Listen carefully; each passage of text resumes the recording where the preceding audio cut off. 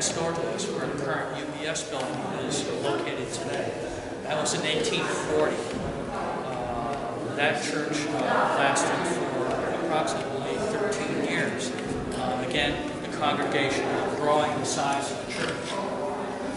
1857 to 1859, this church was eventually built and dedicated in 1859. It's important to note that, again, Isaac Hill played a large part in the formulation of St. Paul's back in, beginning in 1821, or 1817 to 1821, and into 1840.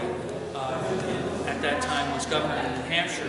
He was also a Sunday school teacher here, so I thought it was kind of cool to be taught Sunday school by a sitting governor of the state of New Hampshire. We'll fast forward to April of 1984, where an arsonist entered our church. A week before Easter, set fire to the sanctuary, completely destroyed the interior of the church. He was eventually caught in Florida a number of years later. Pardon me. He was mad at the world. He felt he was ostracized from the world, so this is his way of getting back. He not only set fire to our church, but to several other places around the country. And he was eventually caught in Florida.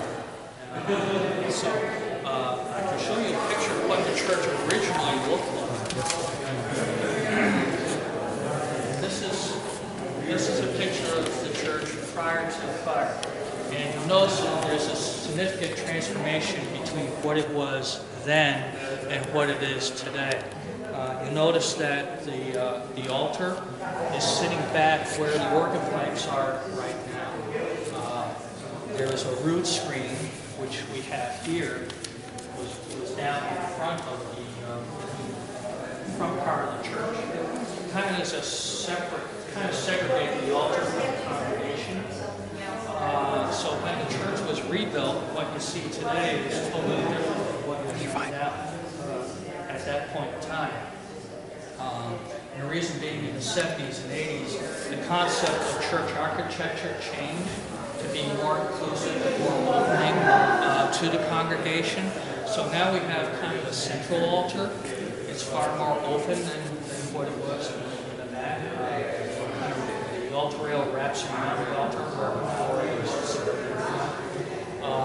and so it's more kind of an inclusive environment. The rood screen moved from, again, in front of the altar down to where it is today, down here.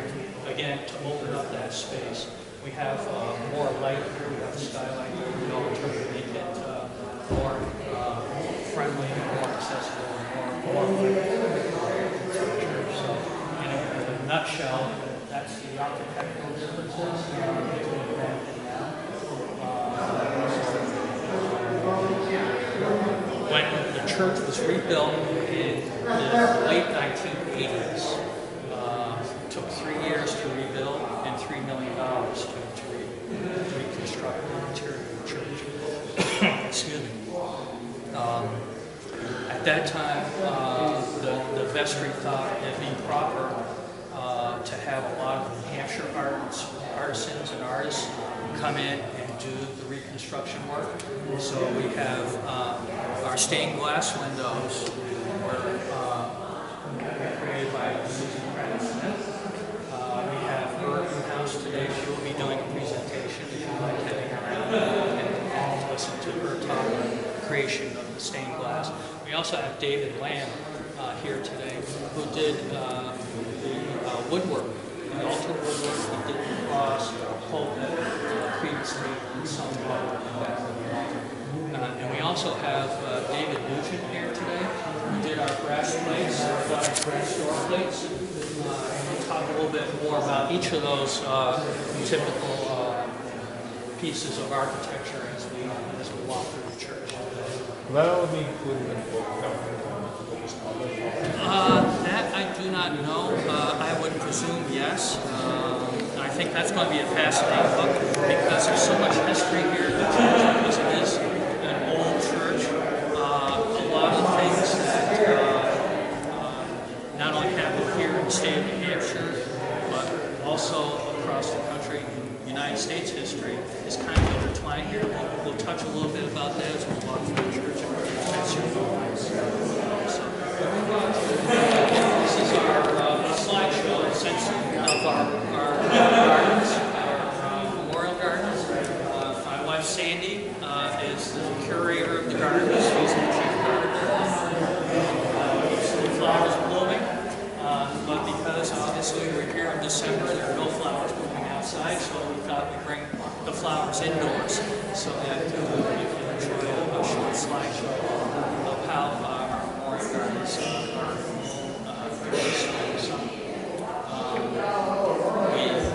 because it is a memorial garden, we do have parishioners that are buried in our memorial gardens, if they so choose, that they would be placed in our gardens. That's a little bit about our memorial gardens. We'll move on to our next stop.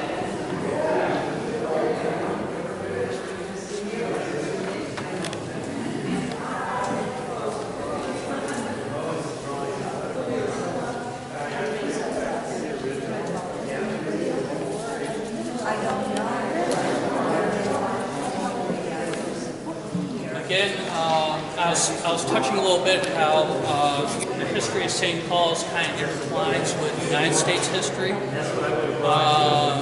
Franklin Pierce, 14th President of the United States, was a parishioner here. And in this area, not this exact pew, but in this area, was his pew. Of course, at the time, in order to fund the church, people bought their pews. They didn't have pledges, so this was their pew. And even to this day, you'll see people sit in the same pew every Sunday. So that's where that kind of comes from. Franklin Pierce originally, though, attended the South Congregational Church because his wife was a parishioner there. He never really joined the church because he didn't really agree with the way the minister preached politics at the South Congregational Church. He was, I guess, kind of a fire and brimstone minister. And Franklin Pierce, ironically, being a politician himself, never really took to that type of preaching. So his wife passed away in 1865. He came here to St. Paul's at that time. In December of 1865, he was baptized into the Episcopal Church and was a parishioner here until his death, until 1869. And at that point, he was buried out of this church. His resting place is up on the Old North Cemetery, up on North State Street. So that's a little bit about how a little bit of American history is intertwined with St. Paul's.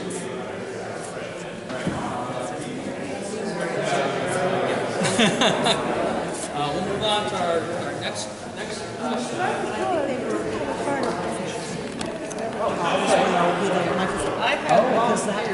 That's what I sort It's of. a roving mic, Sort of so you can be wherever you need to be.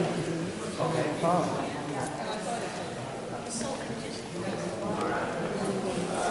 there he goes.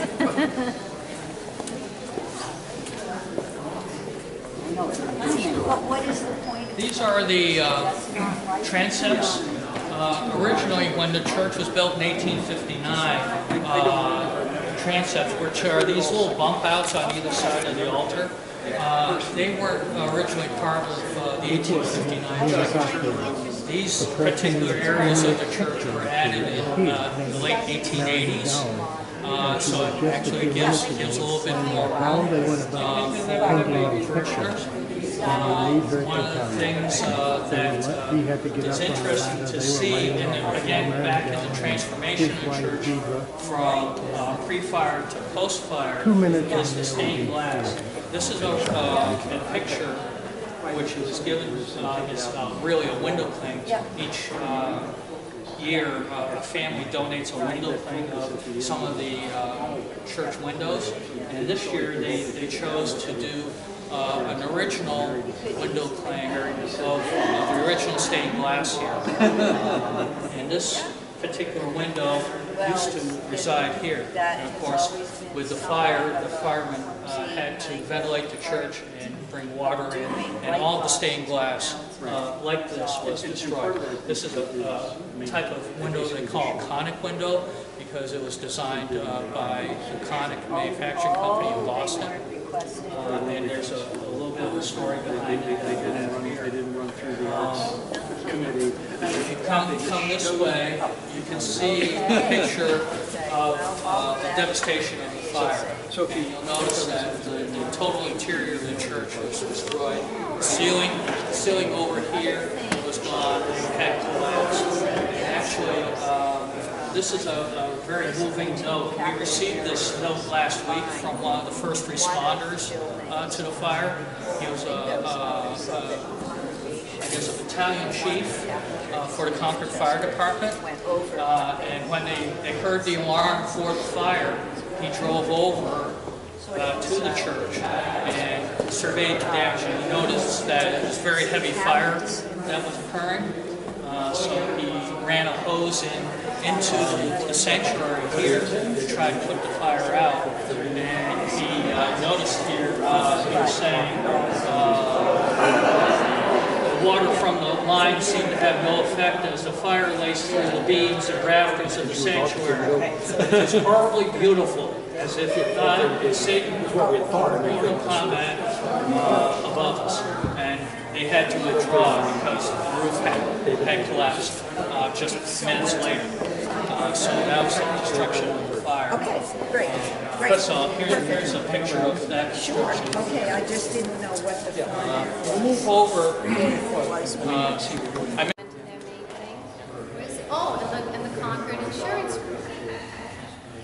Right there, the lovely yellow. So anytime you see like a Wells Fargo commercial, Yeah. or some, that's a Concord coach that was built right here in town. Yeah. It's on our Concord flag. Every truck, every work truck in Concord has a coach on. And I think the fire department has the Concord coach. Thank you, Sheila. Thank you. Destroying the interior of their church, we had to rebuild the sanctuary and the altar.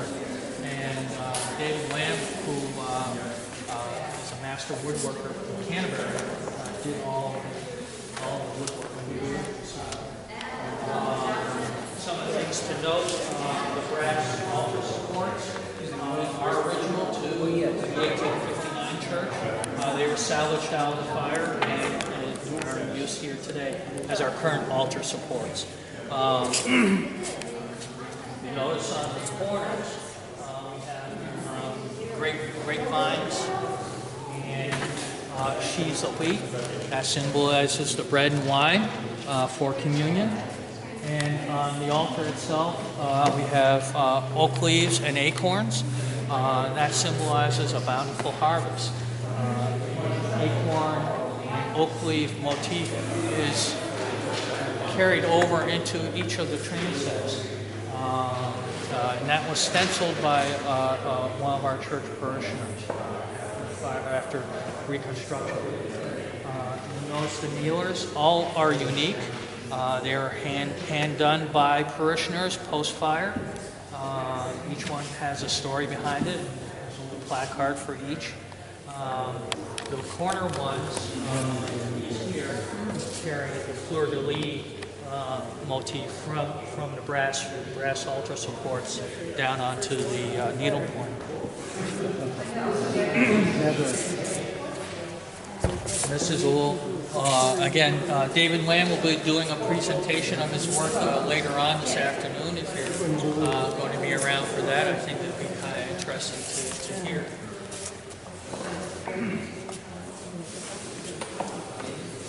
We'll go over to our next stop over here. The architect here that did the reconstruction for St. Paul's was very involved. He was also a painter, and one of the things that he did as part of the reconstruction, we have two of the angels windows here. He painted those himself, and actually one, the angel Gabriel here, was done by him, and it's a picture, actually the model is his wife. And one of the other windows over on the right there, that's one of our parishioners, was a model here, and she is in back. There she is. She's down there in the center aisle. She was the model for the angel on the right-hand side. The blue sweater? Mary McGowan. Yeah, Mary McGowan. Thank you. She told an interesting story. I just caught it on video, and I'll share just a little bit of it with you.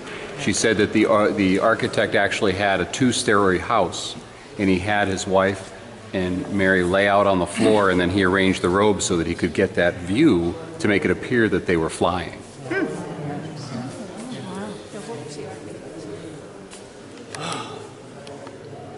I have it, but it escaped me at the moment. However, if you notice the gentleman in the stained glass window, that is the model. The architect was used as the model for that stained glass window. And actually, that was also, again, Susan Pratt Smith, New Hampshire artist, tended to use local people for her models for her stained glass work. And this particular window, the setting is in Oregon State Park over in Rye, and used our church architect as a model for this particular stained glass. So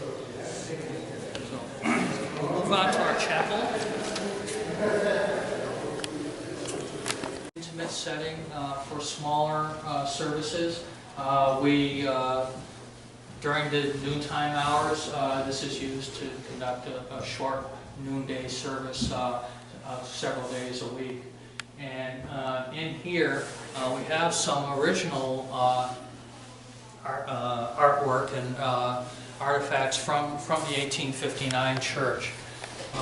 The cross on the wall was original to the 1859 church, and of course, being made out of wood, it finally deteriorated and had to be replaced, but it's mounted here. Excuse me. The font that you see here is original from the 1859 church. It survived the fire. The cap is original, but has been repaired. It did survive the fire, but it was damaged to some degree, but it was repaired. I just learned the story of this cross goes back to the 1840 church. Apparently, after the fire, they were doing reconstruction work, and in the basement, what was remaining of the basement with all the debris and everything, they came across this cross here. And apparently, it was original to the 1840 church, which was located next door. I'll just add to that it really wasn't the basement, it was a crawl space under the main sanctuary, Okay. and that was discovered then in the dirt. Yeah. Thank you. Yeah, it's too bad we don't have a plaque for that. We should have a plaque there. Yeah. We'll step in here and we'll talk a little bit about this stained glass window here. And this is the last stop on our tour. I'll move over here so you folks can come in.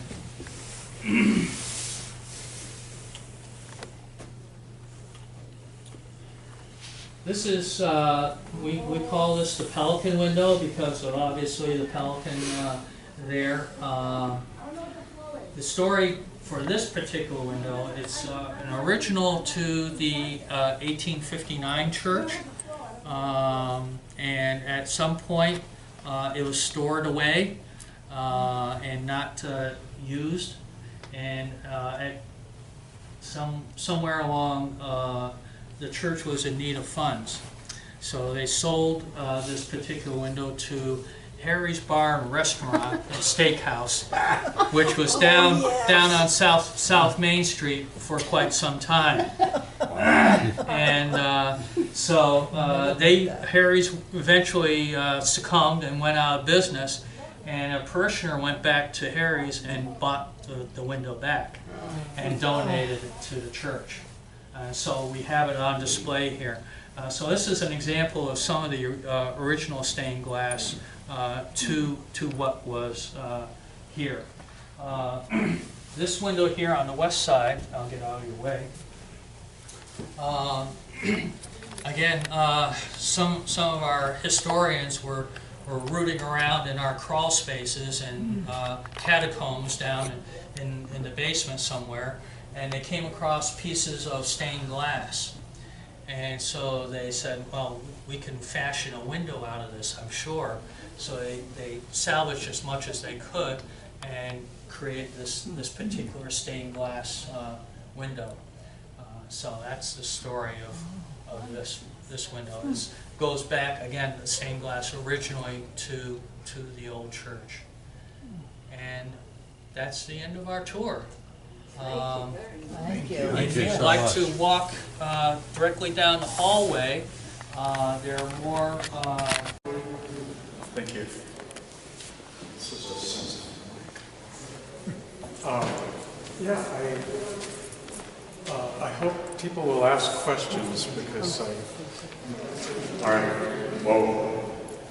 I hope people will ask questions because here I am, I'm ready to answer them. And I'm not sure what you'd like to know about, so feel free to interrupt me at any point with questions.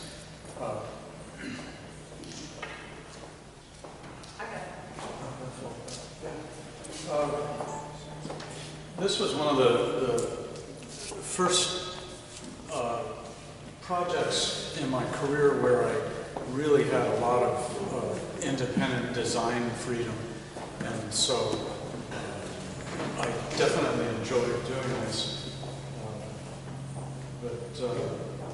And it's fairly rare to have that opportunity, so I'm thankful to the organization here for giving me the chance to do this.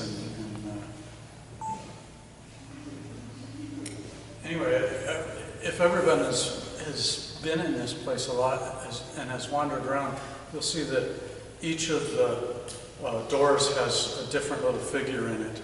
And when I did that, I was already fairly well versed in biblical things, and so it wasn't too difficult to come up with which characters would be good and how I might like to depict them. It might be interesting to know that some of the characters are actually people that I knew. And I wanted to mention, because he's not here, Lincoln Charles is the guy that actually melted the metal and poured the castings. And that might sound like a dirty work job, and it is, but it's an extremely highly skilled job to do pieces like these. These are just about the most difficult castings that a foundry can make. They're extremely difficult to make. The details are very tiny, they stick out a lot, and so they're very difficult to do. And Lincoln Charles was one of the, well, I would say the most highly skilled foundryman in the trade for many years. There may have been a few that skilled in the 1800s, but after that, and I speak from knowledge about this because I've spent my career in an industry that is very demanding and requires that foundries and the quality of their product be extremely good, and that's architectural hardware. And I say was because Lincoln's no longer in business. Very sadly, he had a stroke 6 or 7 years ago, and is incapacitated because of that. But his work is brilliant. It's very much a skill that is acquired through years of practice and a lot of trial and error. Anyway, I hope somebody will ask me a question soon. I've got a question, David. Yeah. From an artistic point of view, knowing that I had a lot of drawings to do for the furniture, I imagine you did a lot of drawings and probably variations for these push plates, that it wasn't a one-off drawing unless you had a vision right away. Did it develop? Did it evolve? Yeah, I guess I'm assuming that a lot of stuff is obvious and maybe it isn't. You can see hints here and there throughout the building's architecture where I've echoed things that were either in the plans for the new building or they were already in the old building, and I tried to bring back a memory of that. And just as simple a thing as the spirals on these posts, you'll see that on the grip of the door handles. That was intentional. The window there is shown in the top part of the door plate, the round window, the rose window. I think I copied the basic structure of that, if I recall correctly. There's a few things about, a couple of things I'll say that were just things I wanted to add because it's New Hampshire. And what I want to say about that is I came to New Hampshire from Colorado, where there's not that much in the way of trees, and I love New Hampshire just because of all the trees. And I thought the two trees that I saw the most of were oaks and maples, and so I put oak and maple leaves in the upper part of the design.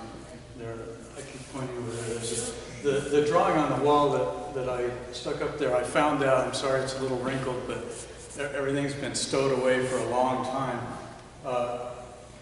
That's a print of my original sketches that I used for that, and they don't show all the development that David Lamb alluded to, but they are final sketches, and I only used the one on the right, but even if you look closely at that, you'll see a couple of variations that didn't get used on that drawing. And so it was sort of a working drawing and an idea drawing at the same time. The figures along the bottom, I think people either have read that or know that, but not everybody here knows that.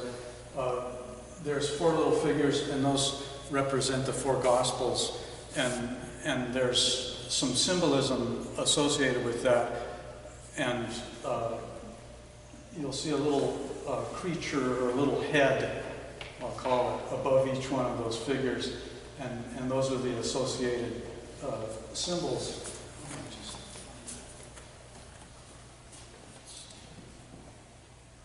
Somebody was nice enough to write that on this right here, so you can actually compare it to a plate.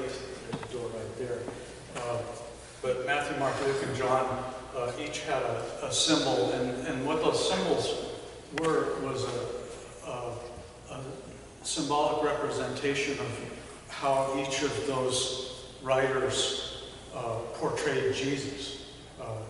And so the character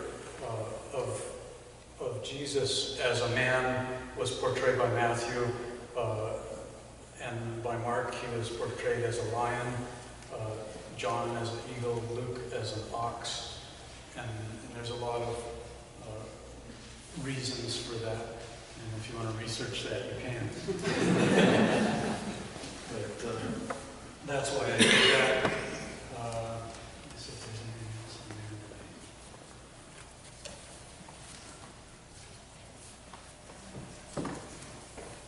there. David, Yeah. why did you take the job? As I said before, it was a great opportunity to do a lot of original work, and I had been doing this kind of work as I still do, usually for clients that know exactly what they want. I think that's pretty typical for most custom work, is the client knows pretty much what they want. In this case, it was very open, and I was able to do my own work. And I guess I like to consider myself an artist first and a craftsman second. So this was a real opportunity to do some artwork. And to be able to express so many different symbolic things using sculptural things, that was a great kind of a thing that you don't get to do very often and get paid for it. So, yeah. That's what that reminded me. I started earlier to talk about something, and I did not finish the thought. I actually found some of the original little sculptures. Am I loud enough?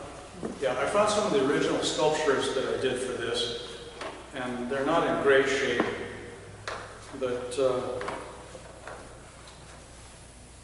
as I think I said, Jesus, this is the little Jesus, and it was sculpted in clay on a little wooden background, and that was, the face was modeled after Lincoln Charles that did the castings.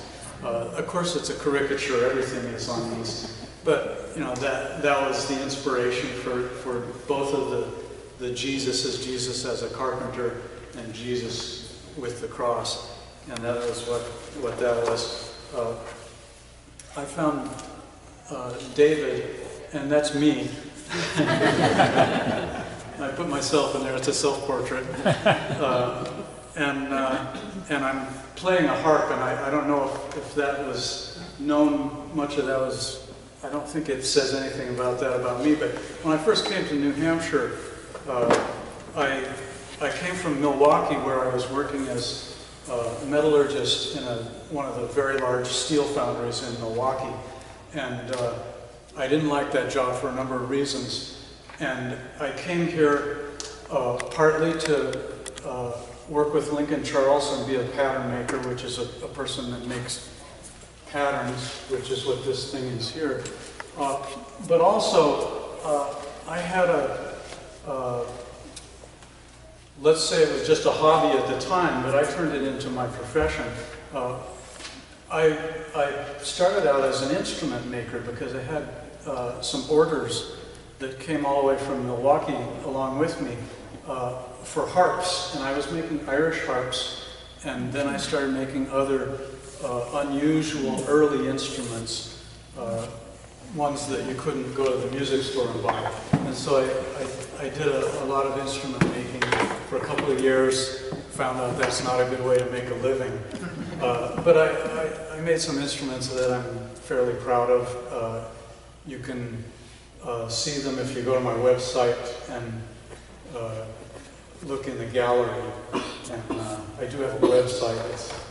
It's nugentpatterns.com, and I have some business cards if anybody's interested. If I ever do that. So anyway, the harp on the David, that's because I was actually making harps, and I wanted to make sure I stuck that in there. So that's me. And I'm going to guess almost nobody knows this, but Ruth was actually my wife. And again, I say was, I'm afraid she died of cancer a few years back. But that's who Ruth was. And it really fit her character too. So okay, this may or may not be interesting. It's kind of beat up, but this is the original master for the bottom part of the plate. And it's made out of a variety of materials. It's got some clay sculpture, it's got some wood, it's got some little plastic bits here and there.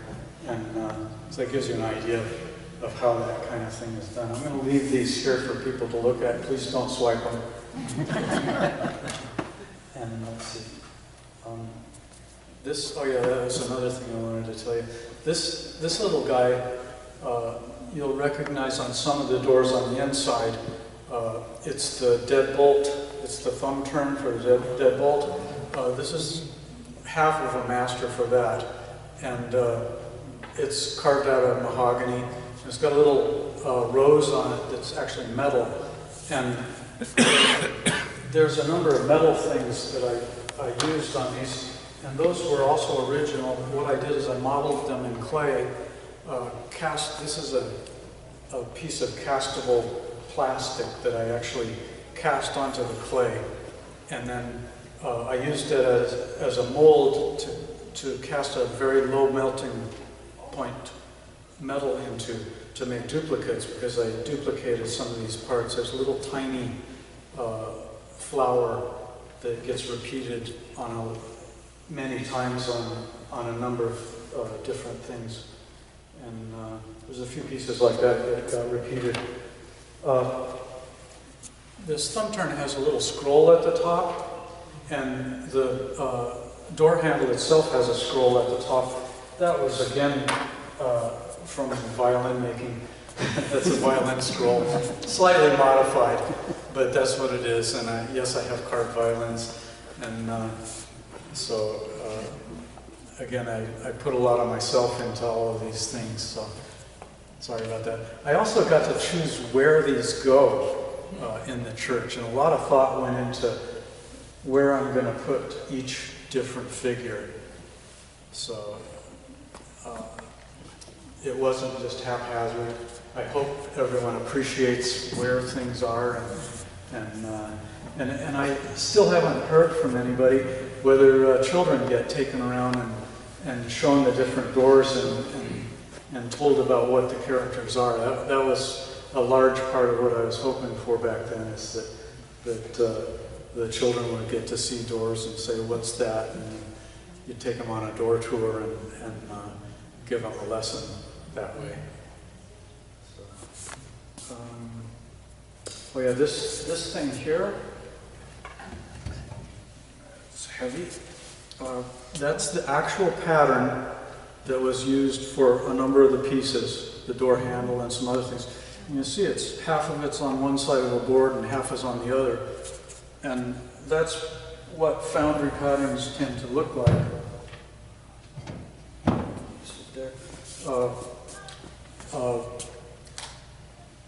Metal box gets put on that, and what's called foundry sand gets packed against this on both sides of it.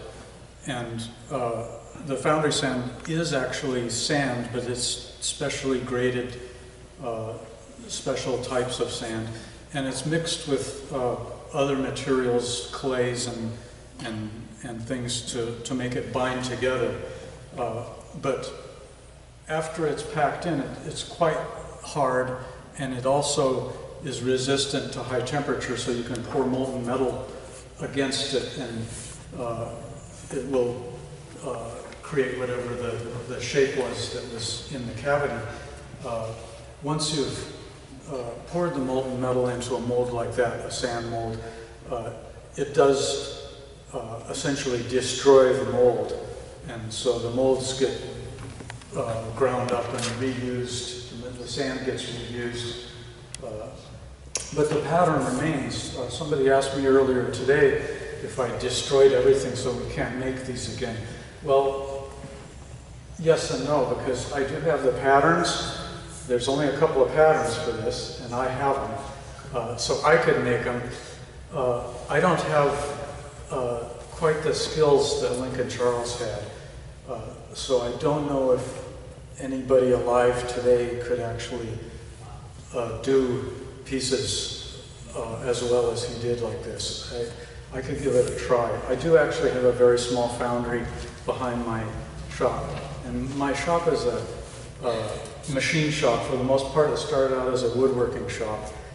When I did these, it was mostly woodworking. Now you can find my table saw under a granite slab and a pile of metal things and such. Still there if I really need it. But I don't know if I've used up my time yet or not. I just wanted to say one more thing that may or may not be interesting. But I mentioned I went from woodworking to metalworking. I also went from doing everything using manual, very old, time-honored methods, wood carving, clay sculpture, very basic machine work, but it was a very hands-on manual thing. Over the last, I'm told it's 30 years now, I've gradually transitioned to, you guessed it, computer work. And I still do similar work.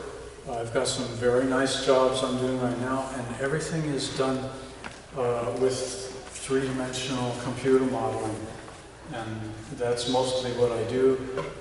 And I run computer-controlled machines in my shop to generate fancy curved and interesting shaped things like this. And so there's the handwork that I do now tends to be more like an engraver would do, because when we make various metal things on a machine, it's not quite finished. It's a little bit rough and it has to be hand worked. And so I use the tools that an engraver would use to finish everything. Mostly I work in metal now. It used to be mostly wood. And oh yeah, one last thing I was going to say, I think I said we. I work with my son, and it's an extreme honor. We're a partnership. I started teaching him wood carving when he was 4 years old, and he's almost 30 now, and he's very competent. He also has a mechanical engineering degree from UNH, and we do a lot of engineering too, because we are involved with architectural hardware, so we end up designing mechanisms and lock mechanisms and various things like that to go with the hardware now too, in addition to making the tools to mass produce everything. More questions? Like I said, you can look at the little things, but leave them where you found them. Thank you. Chief Dan Andrus. Thank you. I'm actually introducing someone else. This is retired firefighter Doug Giles. I was here in 1984 in fire. And thank you. I was not here. I came in 2008, and from literally the first moments I arrived, I heard the stories of this fire and the heartbreak which it caused to the members of my department who were here at the loss of this magnificent building. If you've not seen it, there's a note from Eric Sharp, who is a retired battalion chief. A neat note. It's on the wall right here. Oh, okay. Take a look at that. And I'll turn this over to Doug. Any thoughts and memories? You didn't know you had a speaking part. I had not planned on saying anything. I just wanted to come and support. It was just an astonishing event for a lot of us. It just, I was downtown actually when the fire came in, and I didn't know where it was. I knew it was someplace down the street, and I came up Main Street and I looked up, and the most astonishing thing that I've ever seen in fire. And it was just the fire blowing out through. The trucks were just arriving. It caught me a couple seconds, and then I realized I needed to turn around and get back to the station. And it was just an unbelievable event.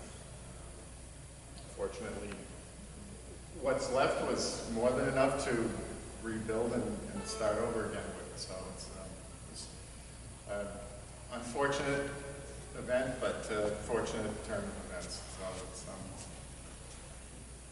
that's a wonderful building here. Thank you. Thank you.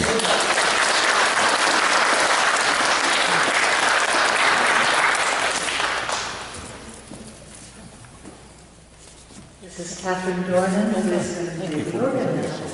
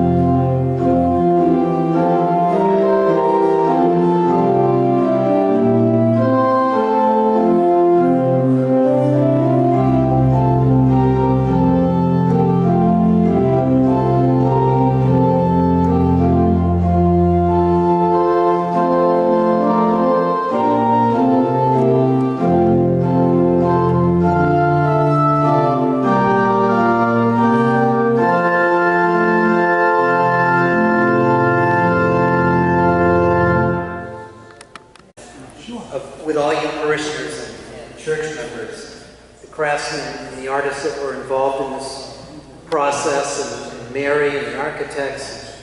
I do remember, I believe, getting the call from Mary about being involved in this project. This would have been like 1985, I'm guessing, when a lot of those early decisions to recreate this space came forward, and to not just recreate it in the Old English style, Gothic style that it was, but to have a more contemporary face onto it and involve New Hampshire local craftsmen and have their artistic impressions involved in it. It was really an honor. And for me, it was significant in a number of ways, because it was just before I got married. Once the commission came forward to this, I had been married, and it's like, all right, I know what I'm going to do for the next year. You know, that's like job security for someone like, I just bought a house, bought a shop, but in the process of that, in the process of meeting with the committee here, designing this work, the initial stages of this actually happened at the Shaker Village in Canterbury, because that's where my shop was, before moving down the road to where I am now. So there's a little bit of interesting history for the church to know that a lot of these pieces, the altar piece, the pulpit especially, started its path at Shaker Village. So that was significant, I thought. And then the other thing that was important to me was that many of you know that I had a traditional apprenticeship with a man from Canterbury. He was a Spanish immigrant named Mr. de la Cruz. And one thing that he would tell me frequently and point out was that he did all the work in the Unitarian Church on Pleasant Street. And I thought, boy, wouldn't it be nice someday if I could do it at the church? Well, I didn't do all the pews and everything. I think he did all of that in the shop that I'm located in now. But to have this opportunity as a young man, I was 27 years old when I got this commission. I was trained to do residential work. So that's basically one, maybe two pieces of furniture for a client, for their home, and then maybe a couple years later they'll ask for something else. So this was significant to me, someone trained to do that kind of work, but to do it at an institutional level, involving what turned out to be at least 12 pieces, all of a very high order, very significant amount of work, and have that chance to design and create and all that. And I would like to give a nod to my wife, who is not here, couldn't be here, but she was fully involved in this, even though she was not trained as a woodworker. She was nearby, and I made her a woodworker and finisher. And from this project of wiping on oil and sealing it with shellac and building it up and waxing it and so forth, she became quite a wonderful craftsman, and I still involve her in my work to this day. And also my daughter, my oldest daughter, Christine, was, I think she was like 9 years old when we started this, and she actually had her hands on a shellac brush or two, putting some initial coats on, so everyone was involved. When I saw David Nugent, it made me think of my friendship with Chance Anderson, who I think many of you know, also in Canterbury, that some of these projects are almost like building a boat in your cellar, in that I have a spacious shop, I've got a decent-sized door, but when I got the pulpit and the altar done, it wouldn't fit through my door. Fortunately, I've got windows almost as big as these. Well, they're 4 feet by 6 feet, so we had to take the windows out, the frames out of the building, in order to pull these things out to deliver it, because they had to be here like 10 minutes ago.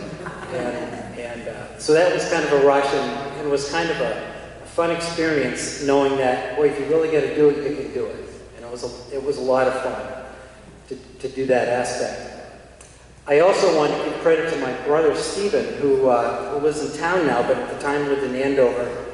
These brass stanchion pieces are from the original church communion rail, and they were found twisted in the rubble.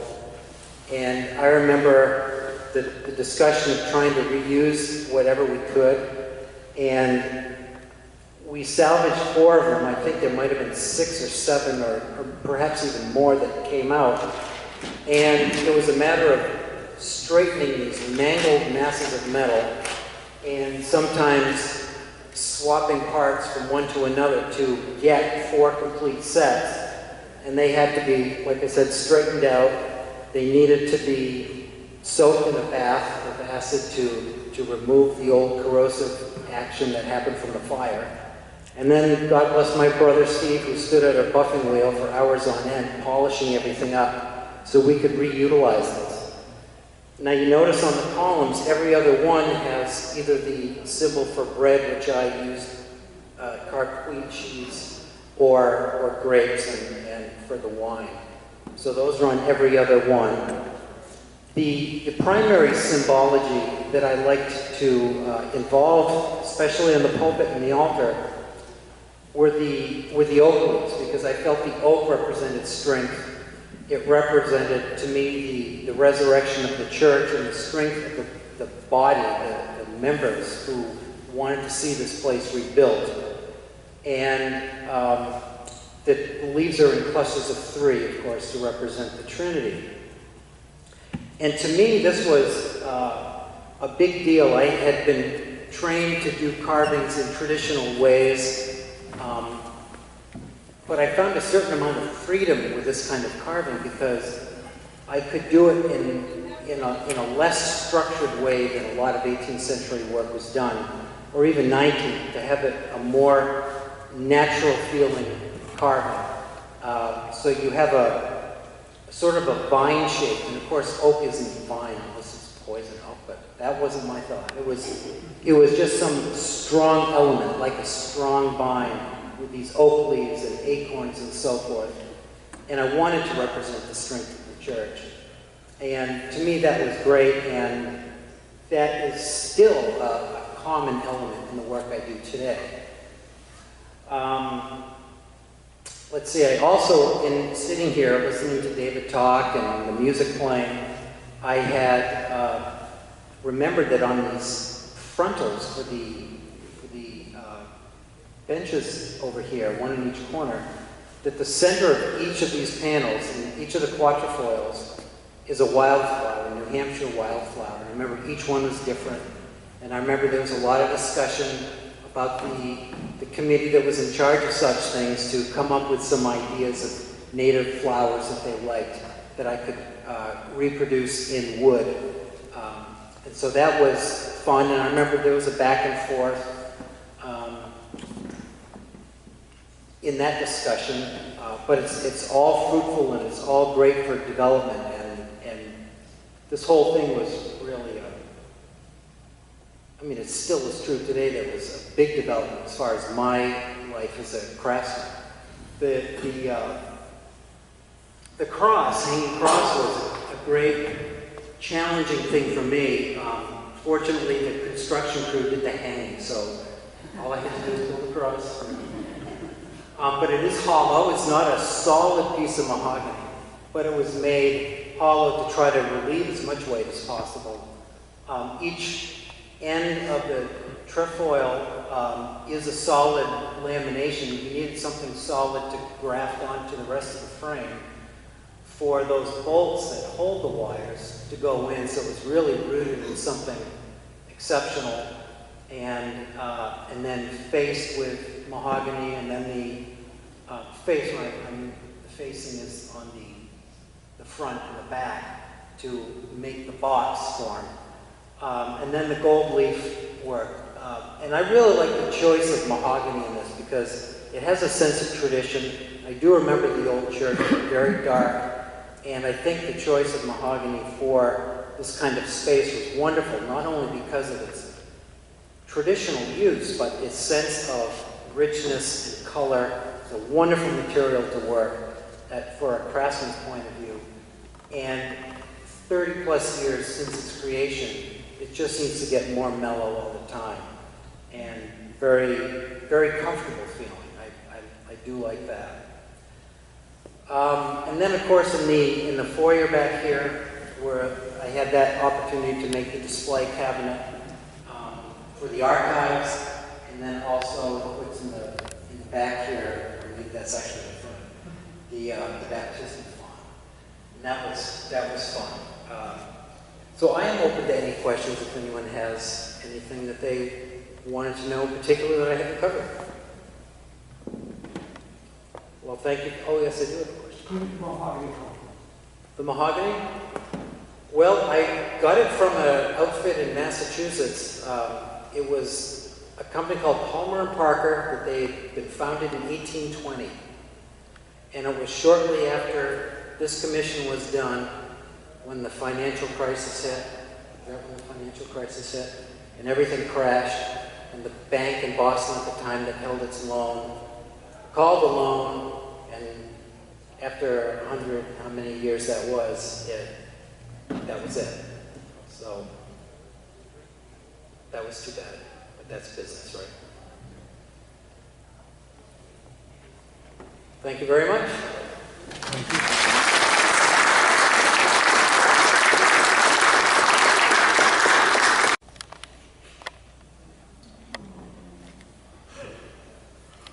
Kind of fresh, but basically something funny, actually, I'd like to add that David had said about his work coming out of, not being able to get it out of the studio or home. I remember when we were all waiting for Harvey Construction to bring the huge rose window armature to be placed, and the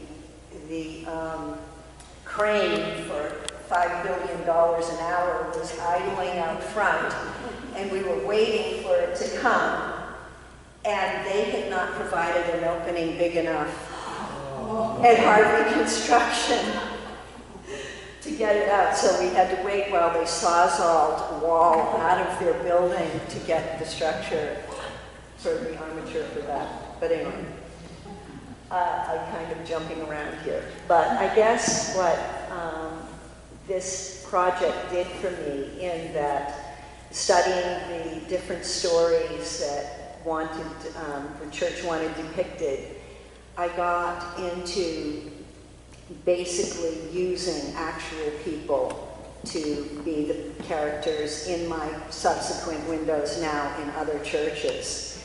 And my son was baptized in this church, and he now depicts Jesus in Grace Episcopal Church window.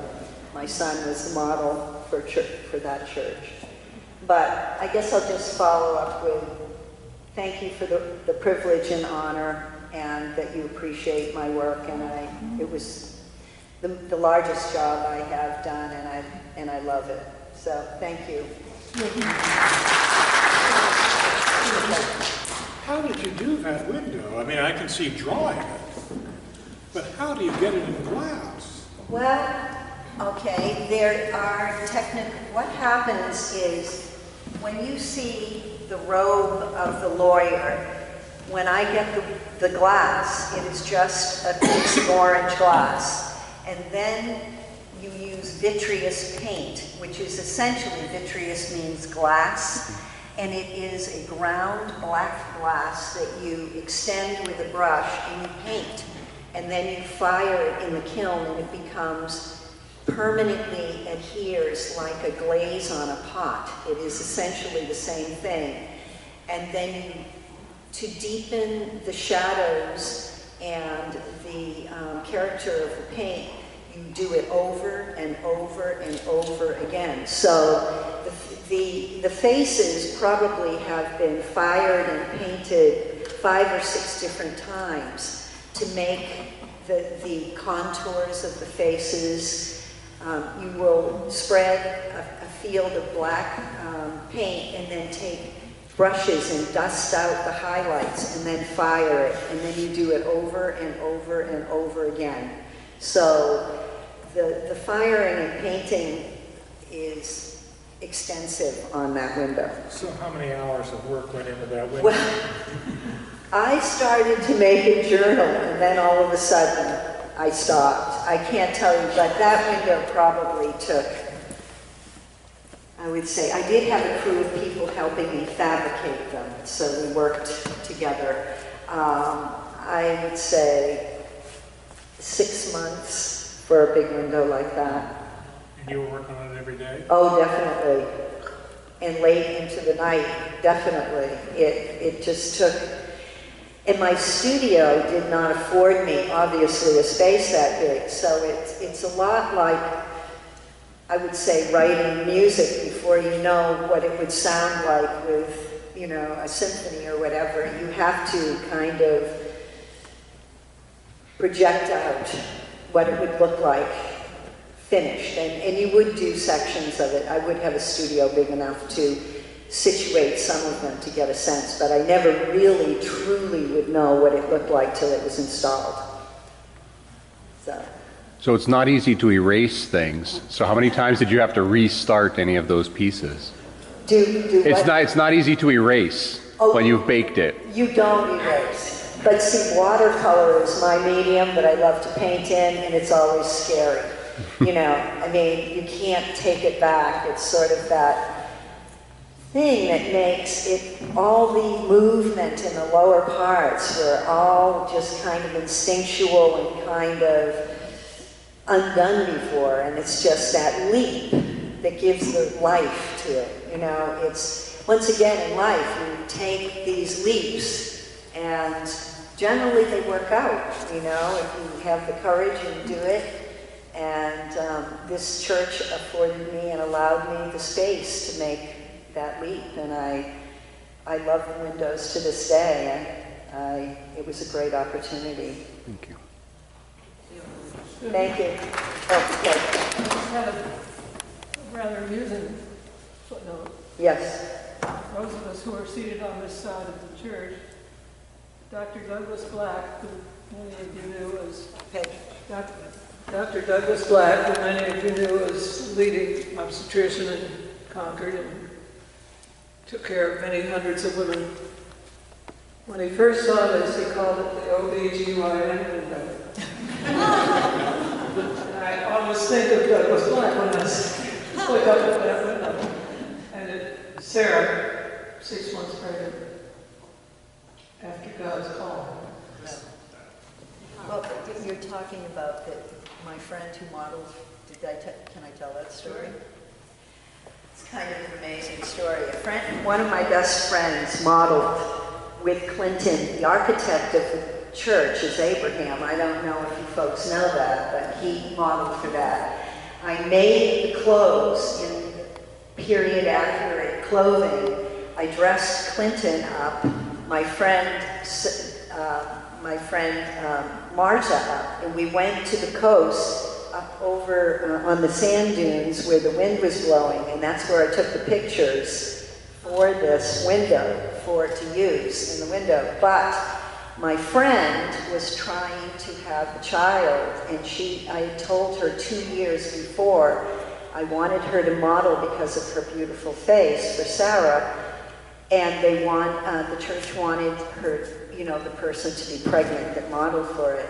Well, as it turned out, she was told by her doctors that she was unable to physically conceive and have a child.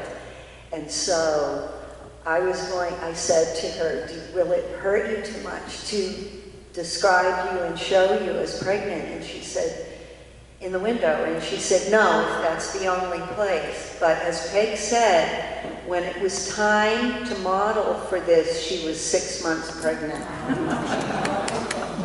So that is a really wonderful story. But that's one of many. There are many, many wonderful stories from the windows. So thank you.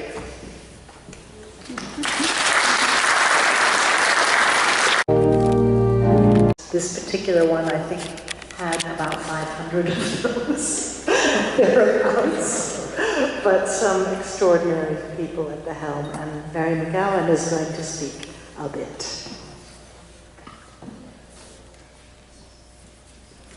Thank you. I remember the night the church burned. I remember seeing it from my house up on School Street, and being devastated because my daughter had been confirmed here and one of my daughters, and it was a special place in our family. But then as thinking about it afterwards, when they were discussing what to do with the church and what style to build it back in, I kept thinking this is also a wonderful opportunity for the church to reimagine itself in the way it worshiped and how the church was used. And so I started lobbying a couple of people who I knew were in the church and saying that although I wasn't going to have anything to do with the architecture, I really would like to be involved with how they reproduce the decorative elements within the church, if that was possible, because there were a lot of very good craftsmen in New Hampshire. A little closer, is that better? Okay. There were a lot of very good craftsmen in New Hampshire, and I think that this would be a really important job for them, and that they would treasure the ability to do the job. And so I was given the committee, which is always an interesting thing to pick art by committee, because of course no two people agree on art, as they shouldn't. But we started to work through things, and the biggest step was to reconsider the windows, because they were going to go back to Gonic Studios, who had done the windows, and have them reproduced. And although that would have been fine, it would have limited almost everything else that was done within this space. And so, but I brought in a representative from Ghana. I brought in another very good stained glass artist from New Hampshire, and I brought in Susan Pratt Smith, and we had all three of them present to the committee. And I just kept crossing my fingers. And they made the right choice. They made a fabulous choice, and they were unanimous, but I don't think they thought they were going to do that when they went into the meeting. So after that, everything was a piece of cake, because then you wanted furniture that went with the, you wanted to just keep it going, and they got very excited about it. So I consider this probably one of the most interesting consulting jobs I've ever had on picking artists, because it is, it pulled the space together. And I do remember that finding the brass guy, see, where is he now? There he is, yes. Finding you was my last task. And I can't remember until somewhere along the way I heard that there was a guy in Franklin who did brass. And so we got together, and again, you exceeded my expectations with all your different saints and all the different places and the amount of detail you put in there. And I do hope that at some point, maybe they should have a treasure hunt for the kids in the church of, can you find so-and-so, or, and do that with a lot of the things. It might work, and they might get involved in the church in a different way. But it's still one of my favorite jobs, and I do appreciate the church family for letting me do it.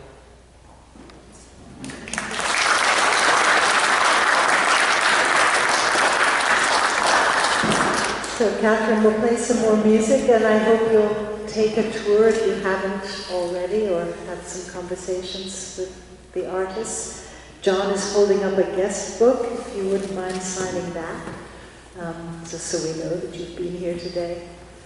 There's still a lot of very delicious food next door, so please enjoy your time.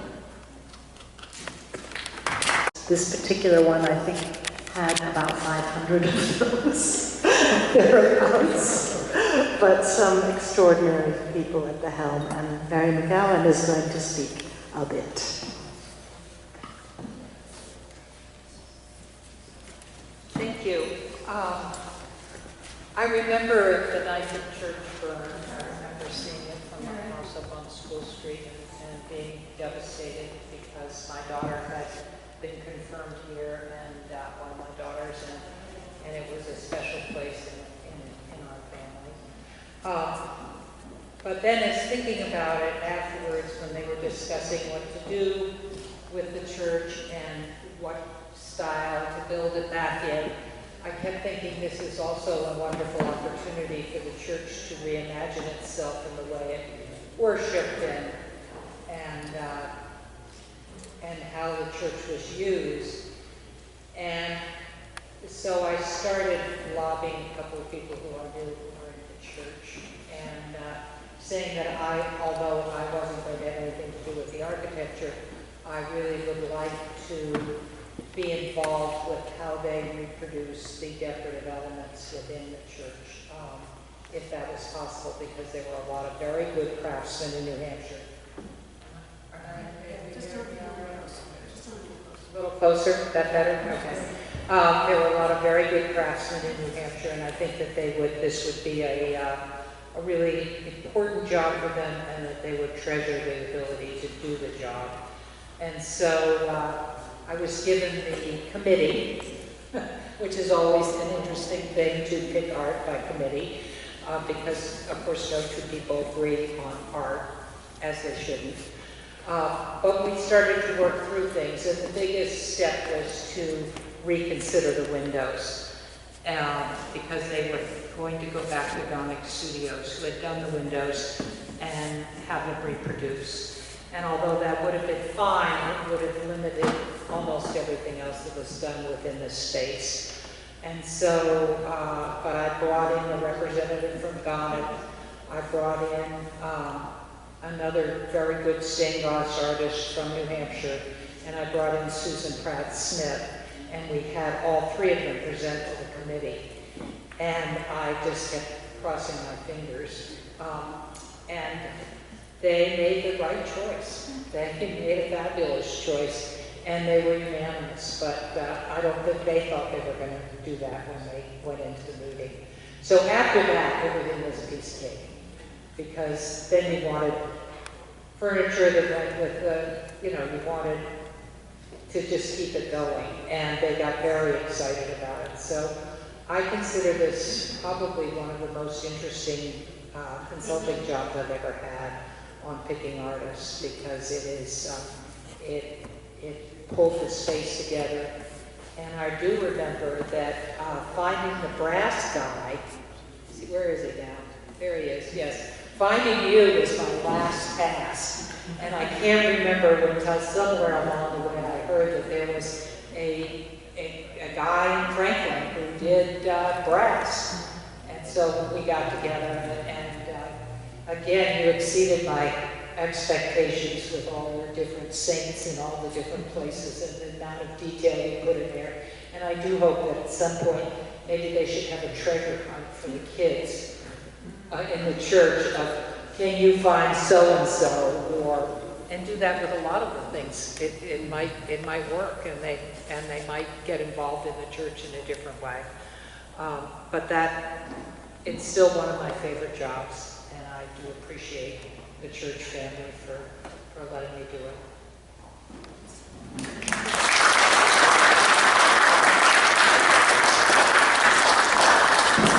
So Catherine will play some more music, and I hope you'll take a tour if you haven't already, or have some conversations with the artists. John is holding up a guest book, if you wouldn't mind signing that, just so we know that you've been here today. There's still a lot of very delicious food next door, so please enjoy your time. And that he was going to do 2 paintings on either side where those 2 angels are that people don't like. Well, you may think people don't like. Okay. No. I like them. You like them, good. Well, I am the one on the right. So you're the model for it. I'm the model for the one on the right, and the one on the left is his wife, Deirdre. So the architect asked for those, because I don't know if I hit record soon enough. So you were the model for the one on the right, and that was the architect's request. Yes. So, and Deirdre was the art one on the left. Wonderful. I'll have to go up and make sure to take a clip of that for this little video. Yeah. Thank you very much. He posed us, because he had a 2-story house, and he posed us from the 2nd floor looking down onto his floor. We were lying on the floor, and he arranged the robes so that it was supposedly looking like we were flying. I'm not quite convinced that we look like we're flying. Sometimes we have to let our imagination be part of the filling in the blanks. But my main job with the church was to help them find the artists, find Susan Pratt Smith, who did the windows, David Lamb, who did the furniture, the altar, and the baptismal font, and all of the, all of the new wood in here, which is probably, I don't know whether Clint did this or David did, but I know we did a lot of it.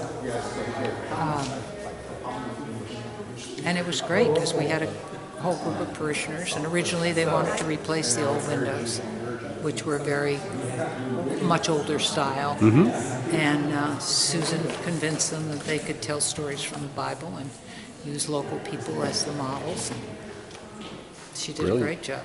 Well, my family's been members for 17 years, and when we walked in, it was a beautiful church. So we all did the right thing. Yeah. And we had a house fire when we lived in Massachusetts, so we came up here literally right after that in 2000. So you know how disrupting that is. Yeah. So to come into a church and to see a board that says, the church is growing back from the flames, tremendous. So thank you very much. And it was controversial to make it as modern inside as it is, and yet respect Because there's a lot of history. the history. Yeah. Excellent. Well, thank you very much. Oh, you're It was a welcome. pleasure meeting you. Nice to meet you. Cold and I think clear. Okay, sounds good.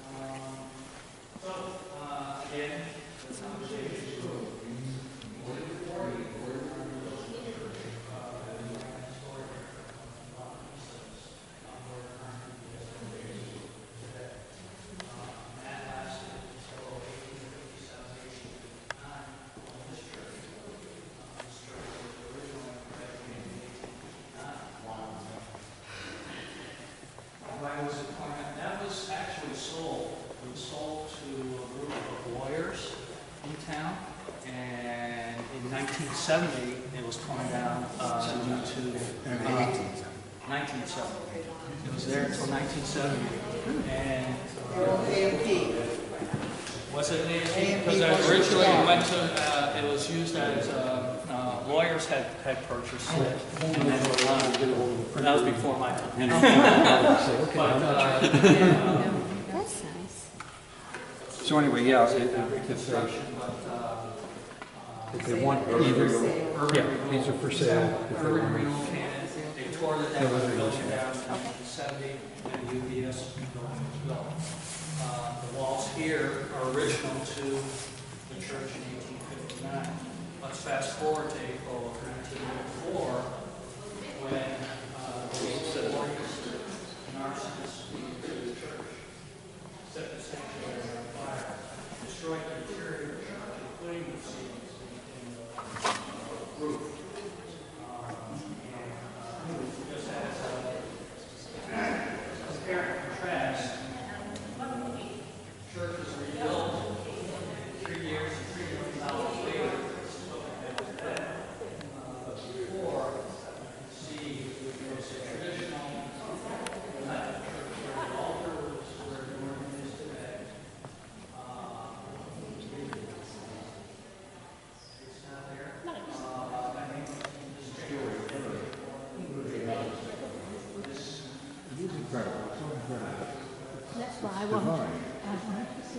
comes.